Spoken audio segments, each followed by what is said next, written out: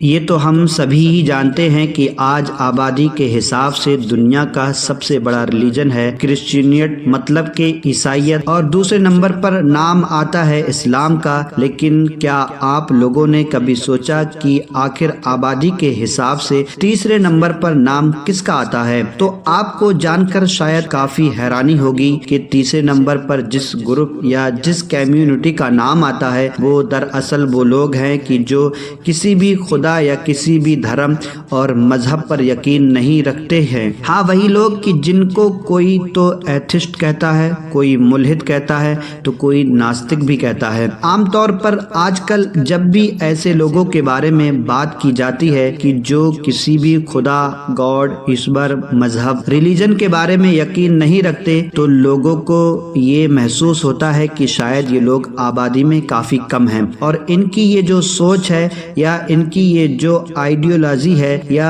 یہ زیادہ پرانی نہیں ہے بلکہ نئی ہے۔ مگر دلچسپ بات یہ ہے کہ نہ تو دنیا میں ان کی آبادی کم ہے اور نہ ہی ان کا اتہاس نیا ہے۔ سب سے پہلے تو آپ یہ جان لیجئے کہ ان لوگوں کا یہ دعویٰ ہے کہ ان کے مطابق ان کی جتنی بھی تھیوریز ہیں یا جو کچھ بھی یہ مانتے ہیں ان تمام چیزوں کی بنیاد لاجک اور سائنس ہے۔ ان کے مطابق کوئی بھی گاڈ، ایشور یا خدا وجود نہیں رکھتا ہے، اور یہ دنیا بھی کسی خدا نے نہیں بنائی بلکہ ایک دھماکے کی وجہ سے خود بخود وجود میں آئی ہے۔ انسانوں کو بھی کسی خدا نے نہیں بنایا بلکہ انسانوں کا بننا ایک ایوولوشن کا نتیجہ ہے۔ اب اگر اتہاس پر نظر ڈالیں تو ان لوگوں کا اتہاس ہزاروں سال پرانا ہے۔ جی ہاں، آپ بالکل صحیح سن رہے ہیں، یہ ہر دور میں اور لگ بھگ دنیا کے ہر علاقے میں ہی موجود رہے ہیں۔ یہ فرعون کے مصر میں بھی موجود تھے اور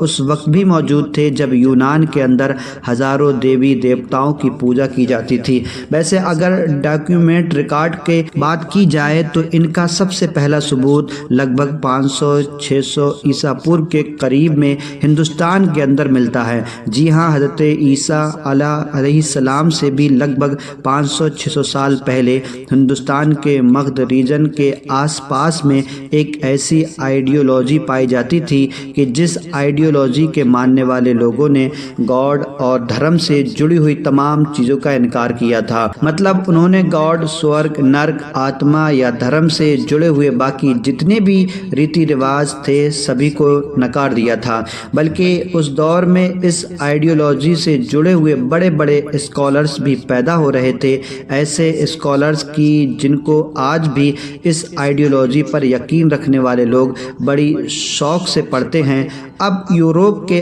اندر دھرموں پر یقین رکھنے والے اور دھرموں پر یقین نہ رکھنے والے لوگوں کے بیچ میں ویسے تو کافی مت بھید رہا، مگر پھر بھی لمبے وقت تک ایک ساتھ ہی رہتے رہے۔ لیکن خدا اور مذہب پر یقین نہ رکھنے والے ان لوگوں پر اصلی مصیبت اس وقت آئی کہ جب چوتھی صدی میں نہ صرف رومن ایمپائر کے حکمران نے ہی عیسائیت مذہب کو قبول کر لیا بلکہ اس پورے کے پورے رومن ایمپائر کا اسٹیٹ ریلیجن کی ہی کرسچینیت کو بنا دیا گیا، کہ جو رومن ایمپائر دنیا کے ایک بڑے حصے پر پھیلا ہوا تھا، جس کی وجہ سے اب مذہب سے بغاوت کرنے والے ایسے لوگوں کو یا تو قتل کیا جانے لگا یا پھر ان کو رومن ایمپائر سے باہر نکالا جانے لگا۔ اس کے بعد اگلے لگ بھگ 1200 سال تک یہ دیکھا گیا کہ دنیا کے اندر یہ سوچ زندہ تو رہی، الگ الگ علاقوں میں ایکٹیو بھی رہی، لیکن بالکل نہ ہونے کے برابر۔ مطلب جتنے بھی لوگ ایسی سوچ رکھا کرتے تھے وہ کافی خاموش اور خفیہ رہا کرتے تھے۔ لیکن 16ویں اور 17ویں صدی آتے آتے کی جب یورپ کے اندر مذہبی لوگوں کی پکڑ کافی کمزور پڑنے لگی تھی اور پولیٹکس اور چرچ کو بھی الگ الگ کر دیا گیا تھا، تو پھر یہ دیکھا گیا کہ اس آئیڈیالوجی کا، اس وچار دھارا کا یورپ کے اندر سے ہی ایک بار پھر سے رائز ہوتا ہے، اس کا عروج آتا ہے، اور اس بار یہ سوچ پہلے یورپ میں اور پھر باقی دنیا میں اتنی تیزی کے ساتھ پھیلتی ہے کہ اس کو کوئی کنٹرول نہیں کر پاتا ہے۔ اور آج تصویر کچھ اس طرح کی ہے کہ دنیا میں لگ بھگ 24% کے قریب لوگ، مطلب ہم یہ بھی کہہ سکتے ہیں کہ دنیا کی 1/4 آبادی ایسی ہو چکی ہے کہ جو اس طرح کی آئیڈیالوجی یا اس سے ملتی جلتی ہی سوچ پر یقین रखती है, मतलब वो अपने आप को किसी भी धर्म, किसी भी मजहब और किसी भी गॉड के साथ नहीं जोड़ते हैं। ऐसे लोगों की 8 सबसे ज़्यादा तादाद China, Japan, Vietnam, north Korea और चेक रिपब्लिक जैसे देशों के अंदर रहती है। जबकि बात अगर नंबर्स की बजाय परसेंटेज में की जाए तो स्वीडन, नॉर्वे, डेनमार्क और एस्टोनिया जैसे वेस्टर्न देशों का नाम टॉप पर आता है। मतलब ये दुनिया के वो देश हैं कि जिनकी सबसे ज़्यादा परसेंटेज आबादी इस सोच पर यकीन रखती है। दिलचस्प बात ये भी है कि जैसे हम किसी भी रिलीजन के अंदर बहुत सारे ग्रुप्स देखते हैं, बहुत सारे सेक्स देखते हैं, बिल्कुल वैसे ही इनके अंदर भी कई अलग अलग तरह के ग्रुप्स पाए जाते हैं जिनको आसान जुबान में आप लोग इनके फ़िरके कह सकते हैं। मिसाल के तौर पर एक तो एथिस्ट होते हैं कि जिनको कट्टर मुल्हिद भी कहा जाता है, जो अपने थ्योरीज में बिल्कुल क्लियर है कि गॉड का वजूद नहीं है। वो गॉड को बिल्कुल भी नहीं मानते हैं, इसीलिए उनके मुताबिक दुनिया में जो कुछ भी हो रहा है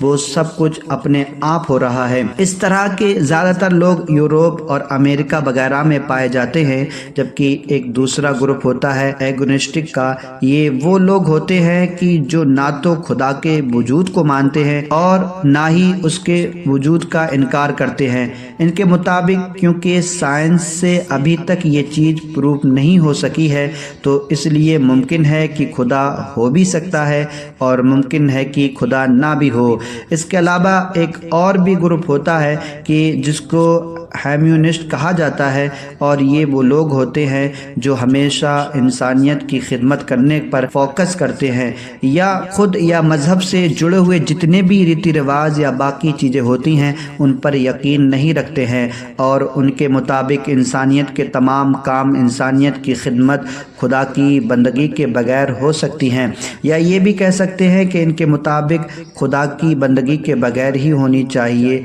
तो कुछ मशहूर ग्रुप हैं कि जिनके बारे में हमने आपको बताया, वरना ये लिस्ट काफ़ी लंबी है और इन सभी के बीच एक दूसरे से बहुत फ़र्क पाया ही जाता है। बाकी दोस्तों, इसी के साथ आज की वीडियो को हम यहीं पर ख़त्म करते हैं। वीडियो अगर इन्फॉर्मेटिव लगी हो तो लाइक कर सकते हैं, दोस्तों के साथ शेयर कर सकते हैं, और ऐसे ही नॉलेजेबल और हिस्ट्रिकल वीडियोज़ हमेशा देखने के लिए हमारे इस चैनल को सब्सक्राइब करने के साथ साथ बेल आइकन को ज़रूर प्रेस करें।